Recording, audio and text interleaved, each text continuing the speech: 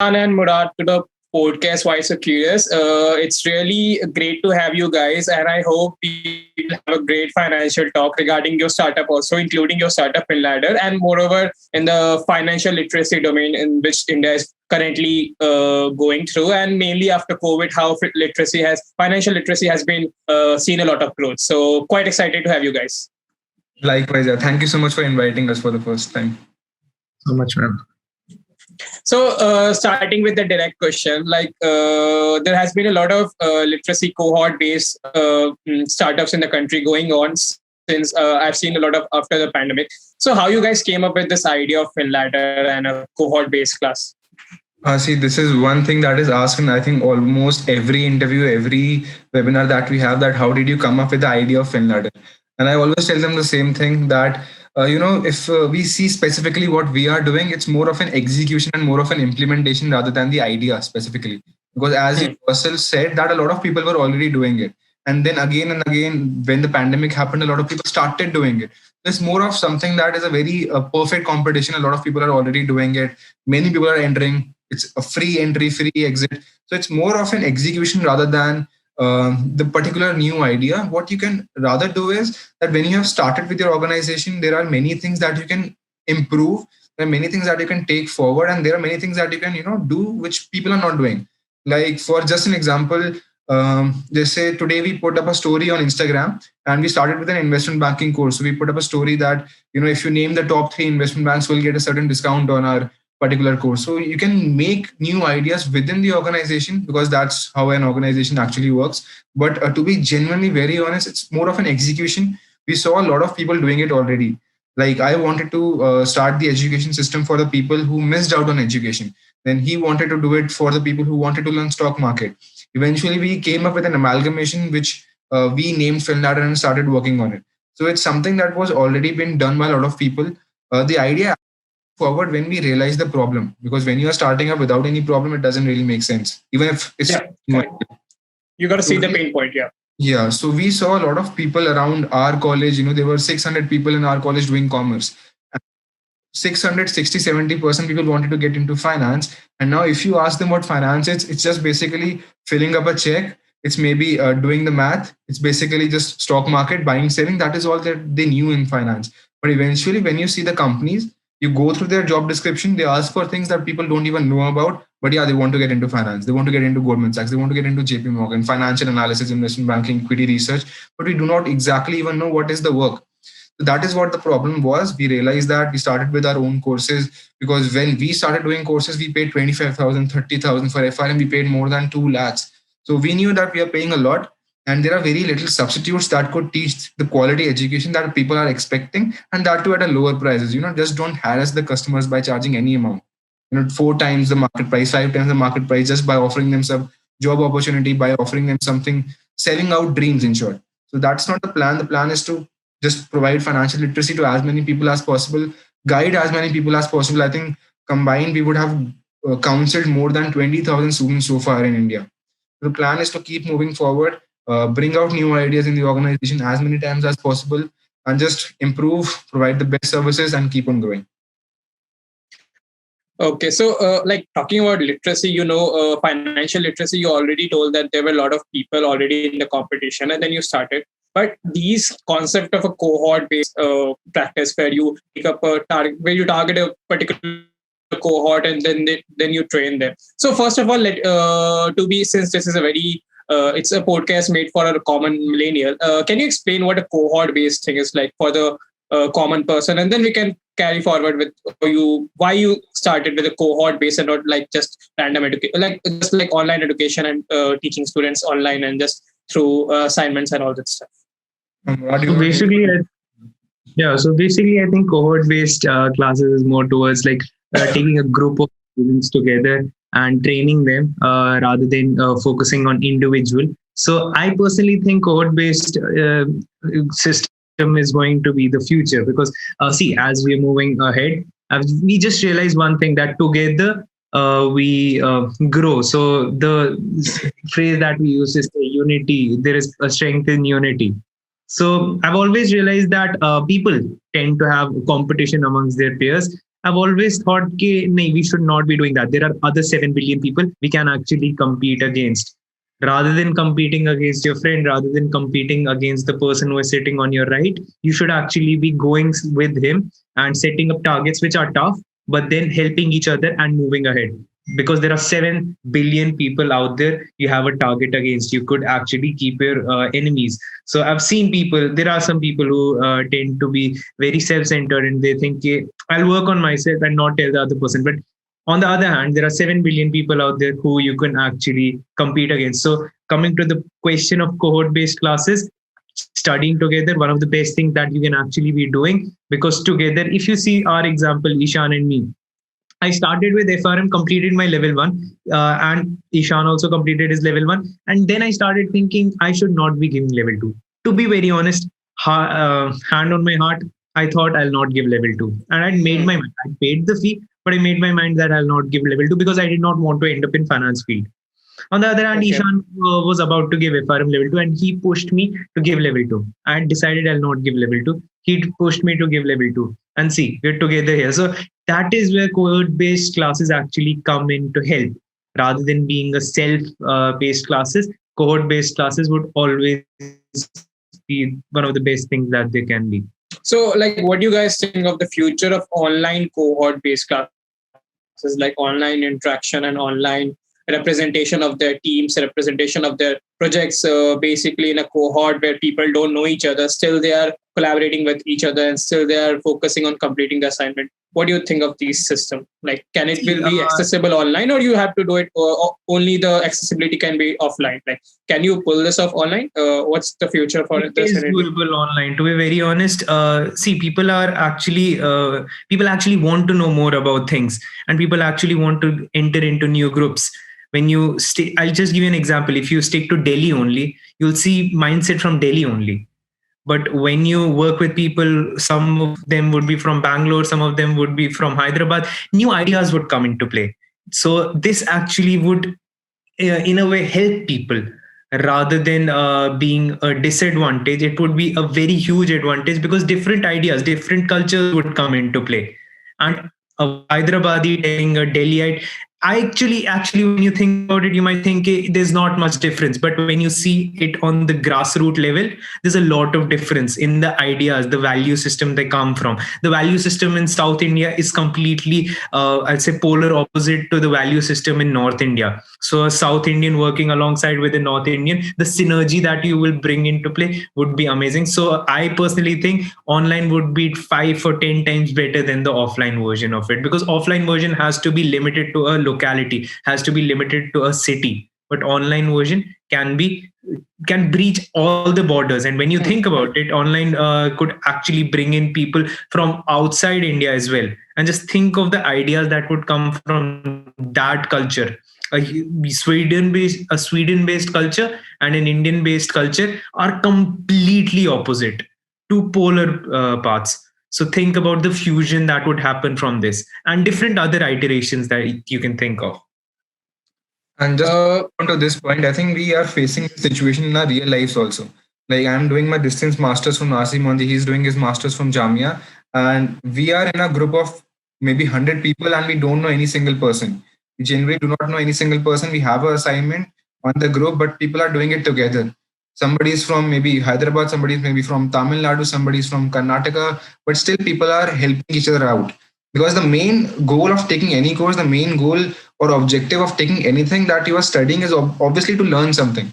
And when you are within the competition yourself, you're trying to beat the other person in submitting the assignment first, you're trying to beat somebody in putting a new thing, you do not learn. You end up having a very negative competition that ruins your mental health, and it maybe just turns up you as a very not the right person, I would say. Not bad, but not the right person. I think it's important that we start to realize the importance of these platforms, which pretty much COVID has allowed us to understand.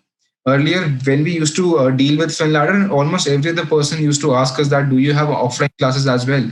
Now that number has reduced significantly. We make 1,000 calls. Last time, 400 people used to ask for offline classes. Now, not even 20, 30 people ask for offline classes because they know that change is something that is the only constant.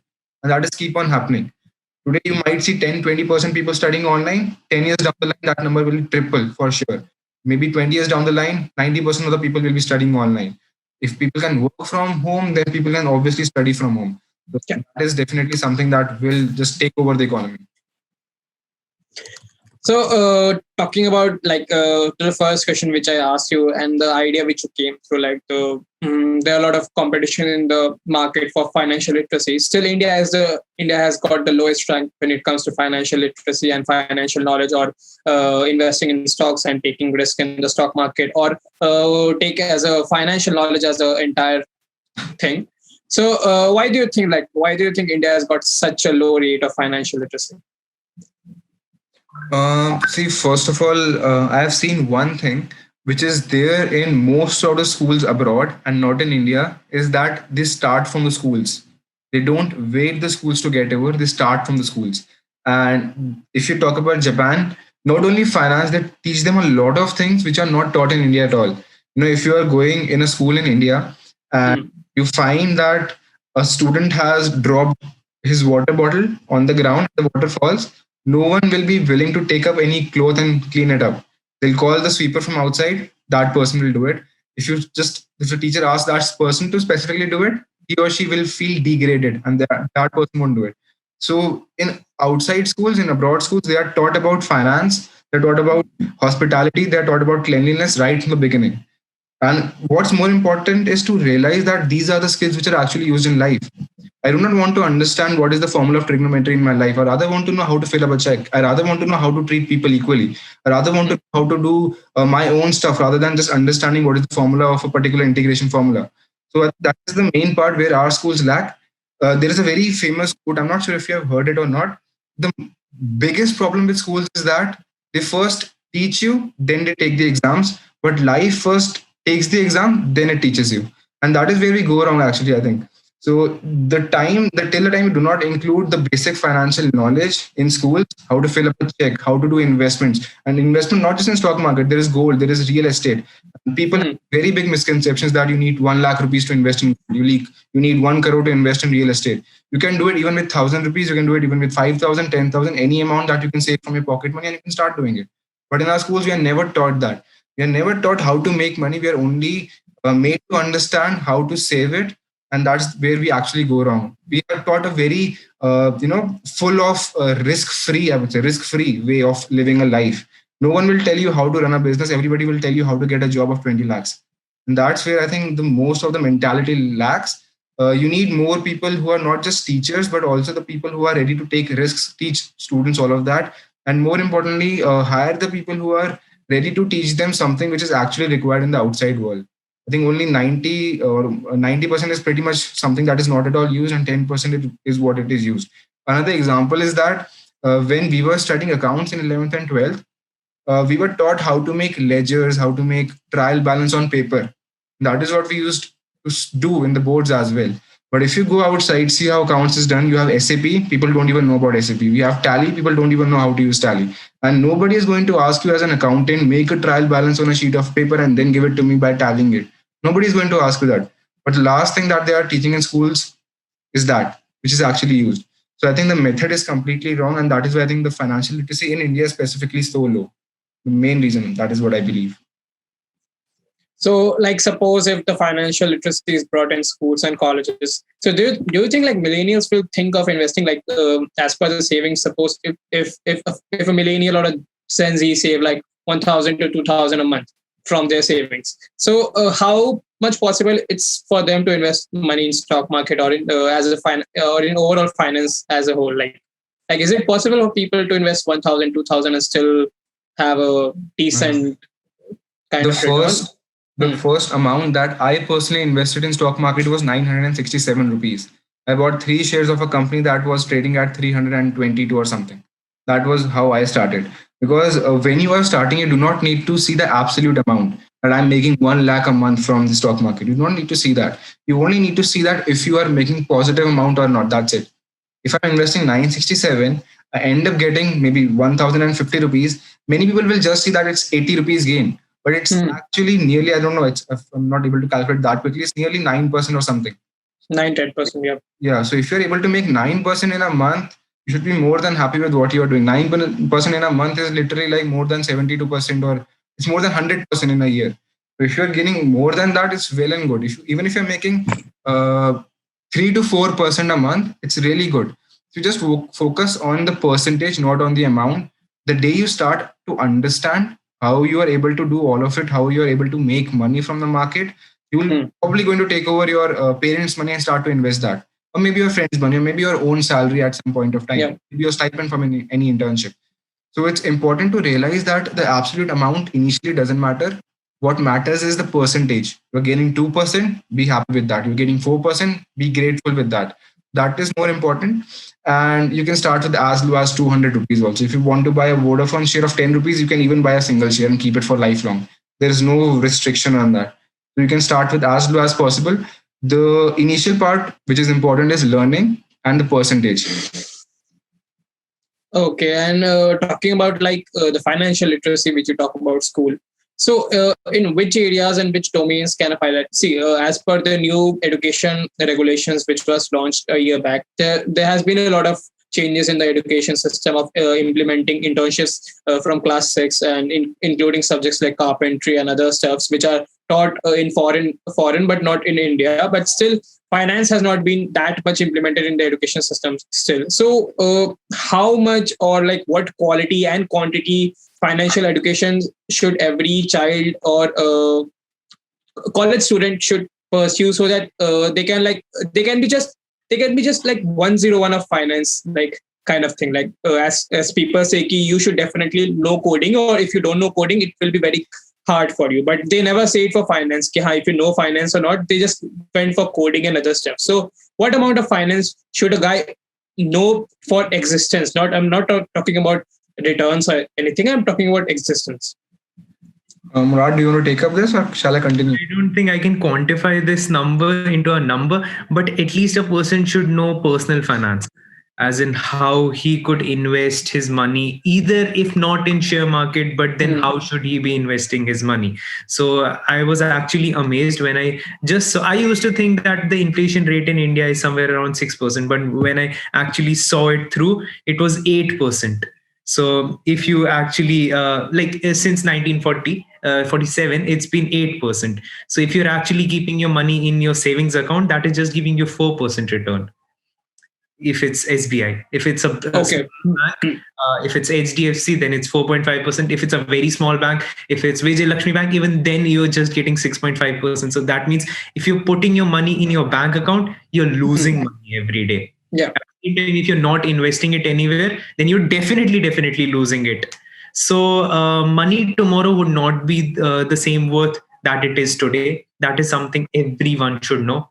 And with that principle only, they should start saving their money. Saving money is one of the most important things, which I personally think is being lagging in the personal finance wali classes in our schools, which is very important. We have to save money, and how do we save money is another important question. So if a person understands these two important things as to how his savings and how he could grow his money, how he could live a debt-free life, if we can inculcate this somehow in our curriculum of our schools, colleges, or anywhere, that would be more than enough, I think, for a person who is not planning to come into finance field. This is something everyone should know. It's like ABCD.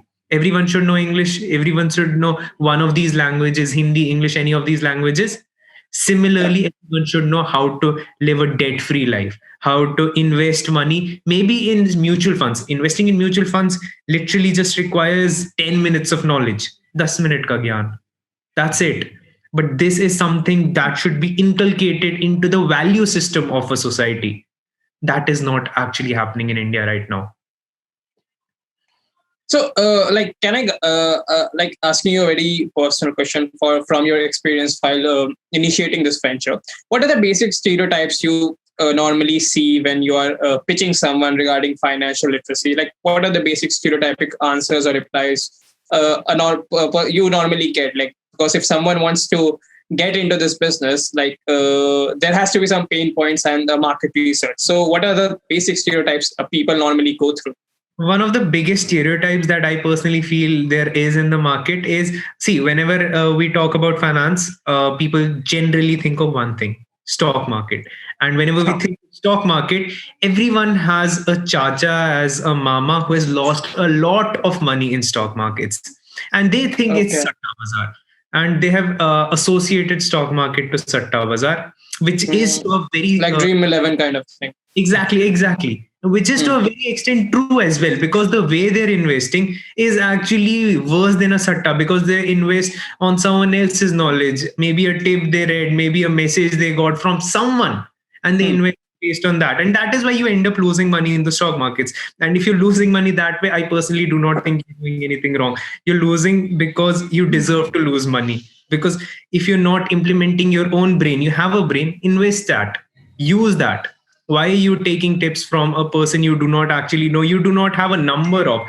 I have seen at least 50% of the people invest in stock markets just based on the messages that they get on Telegram, on YouTube, anywhere like this. So there is this perception in the market that stock market is Satta Bazaar, and that is the biggest stereotype that I've seen. And to be very honest, hand on my heart, it's not. It's not Satta Bazaar. If you understand it, it's one of the best things that can actually happen to you in your life. So, as per you say Satta Bazaar, but even amongst financial gurus, there is one thing which is called as a Satta Bazaar, which is cryptocurrency. So let's devote some time over there. So, what do you guys like? Just as your cryptocurrency 101, what's are your thoughts on the future of cryptocurrency? Yeah, to be very honest, I am very pro cryptocurrency. See, I get the dilemma that government is actually going through, because it would not be regulated at all. We will have absolutely no idea who has cryptocurrency in the India right now. So that is one very true thing that government is actually facing. But I personally feel I am a very pro cryptocurrency person, because I feel it is the future.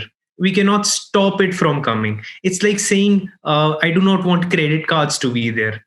If you say that right now, if you would have said that 5 years ago, 10, at least 15 years ago, maybe a person would have entertained you. Maybe he would have said, yes, it makes sense. We do not need credit cards. How would the money go from one account to the other account? And I would have no idea. But when you think about cryptocurrency, it's the future. If I have to send money to a person in the United States right now, it would be very tough for me, to be very honest. Yeah. Not that easy. But with cryptocurrency, it's like giving money to some other person. There would be actually no borders. It would actually bring many bad things into the society as well, not standing for any of those things. But I personally feel after a point, cryptocurrency would become a necessity, because another reason is inflation. So there are some cryptocurrencies, including Bitcoin, which is limited. There are only 21 million. 21 million, right. You cannot make more Bitcoins. But every year our economy or any other country is going on printing money. Money loses value. It would not actually lose value. Cryptocurrency would not actually lose value, just for the sole reason no one can print more cryptocurrency. No one can mine more cryptocurrency. So I personally think there are many pros for cryptocurrency, and that is why I am standing on the pro side of cryptocurrency. But a regulated cryptocurrency, I'm not exactly sure how good that would be. I would not actually want to comment on that as well. But for what I see right now, I personally think we should not be banning cryptocurrency, but rather understanding the best way. See, it's the future. You cannot stand away from the future. It would be an India that was before 1990s, before liberalization, before globalization, before privatization. We do not want to go back into the dark ages. We have to accept it. Maybe we find another way. Maybe the cryptocurrency that India is planning to bring would be the solution to this, but we cannot actually go outright and ban it. I do not think that would be the wise decision to make. Something synonymous to internet, I guess, like in 2013, 2011, there was some case with Aaron Swartz, the co-founder of Reddit, regarding the internet, like the free internet. Like as per there was some issues regarding the US regulations of like making the internet not accessible to every person, but still there were some protests, and then it somehow get to manage that the internet got free. So I suppose internet is synonymous to cryptocurrency in a lot of way. It makes a lot of sense. When you think of it, it actually makes a lot of sense. Think about Indian government controlling the whole internet that you're watching right now. it sounds something like that's something like or every country has its own internet. That also doesn't make sense because I cannot get information from other countries. So that's something. exactly. See, I also feel that everything has its own pros and cons. Like if you're talking about internet, we do have some regulation on that. We definitely have some regulation on that. I'm not sure how if you know it or not, but there is dark web also. You can't access it with your normal browser, obviously. Then there are certain sites. There are many sites that are obviously banned. Again, you cannot access that. So I think there will be regulation in crypto. I feel somehow in future, but yeah, definitely it is going to be there, of course, but with some here and there changes. Because if you see, there are both pros and cons, just like any other thing in crypto as well. Now, many people are saying that you make that as a currency. But if you follow crypto, you will realize that it is very volatile. That means it moves a lot. Suppose Bitcoins of 10,000 rupees, just in case, and I want to spend those 10,000 on a particular product. And suddenly that day it falls down to 9,000. So the currency of a particular current country or any other thing cannot be so volatile. So obviously there are certain pros and cons, but yeah, if you are getting something which is not regulated, if you are getting something that eases out the process of transferring money, eases out the process of holding money, and it's also beating inflation, I think that's obviously good. But there are certain cons, I think, that are really big hurdles in front of the government as of now. So if they just tweak it a little bit, I think, which they will be, they can't ban it completely, obviously. Even if they are in talks, I don't think they can ban it. There were some more talks that they are going to bring out their own form of blockchain currency, which again doesn't make sense that you have two currencies in a single country. That has never been the case. So I think there are going to be some here and there tweaks, but I think cryptocurrency will be there to stay. And this is the new technology, right? Blockchain is definitely going to rule. So already ruling a lot in different places. So it is going to be there to stay. But as of now, we neither let it nor we can completely accept it because of certain reasons. We have already discussed the pros and cons. So let's see what we have in store in future. But definitely, yeah, you will see a lot of it. Like I always feel that there's always been talks of banning cryptocurrency, or like the Bitcoin will fall. But if you see the market, from 2009 to 2021, it has always been in a overall, the CAGR has been amazing for Bitcoin. So maybe there are some people who are trying to like stop the cryptocurrency flow in the country as a whole. Like I guess India is very speculative regarding the flow and regulations of cryptocurrency, and I've seen apps like 𝗛𝗎 got some good funding from the top cryptocurrency markets. But still I see if you're not if the government is not confident regarding cryptocurrency, people will find it difficult for them to invest more in cryptocurrency rather than in the stock market. True. Also, India is also launching its own cryptocurrency, so maybe there can be some areas in cryptocurrency which will be the near future, and hope so. I cannot say much about it. Until the government puts up, until the RBI puts up some regulations, we cannot say much about it. But let's see about that. Cool with that. That's the entire questions list. I want to ask you guys, and I want the amount of information regarding the financial literacy in India, regarding all that things. So it was great hosting you guys. And you want to say any parting words to the audience? I think what we have understood from this particular podcast is a lot about crypto, a lot about stock market, and a lot about finance. So if you're watching this particularly and you are thinking about finance, I would say start as soon as you can. And try to manage your personal finance in the best possible ways. If you want to connect with us, you can always connect with us on LinkedIn or on Instagram, and guide you as well personally, because there are a lot of things that we can learn beyond this podcast as well. So I hope that it helps people in whatever time we spent on this, and we just keep on doing it further. Something from you, Murrad, also.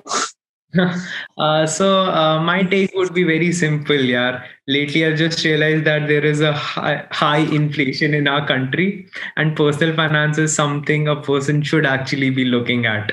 So giving highest preference, highest priority to personal finance, understanding how do we save and understanding how to manage our portfolio is one of the most important things. So I would highly recommend everyone to just go to YouTube and see 5 to 10 videos on personal finance. Even that would be more than enough.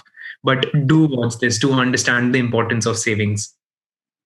Like the best thing about personal finance is not there's no boundaries of a subject or a thing which you are studying. Even if you're an art student or an engineering student or you're just doing finance, personal finance is for everyone. And it's something, if you are not doing in 2021, it's going to be difficult for you as per the inflation rate. Exactly. So cool with that.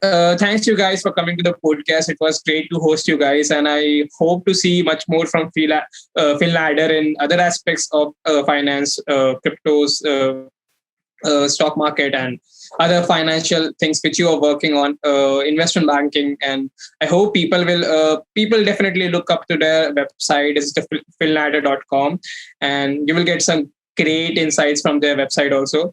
So look up to them, connect with them over LinkedIn. I will share the LinkedIn link in the description. Go and connect and boost up your financial literacy and your personal finance. Goodbye, guys. Thank you so much for having us, man.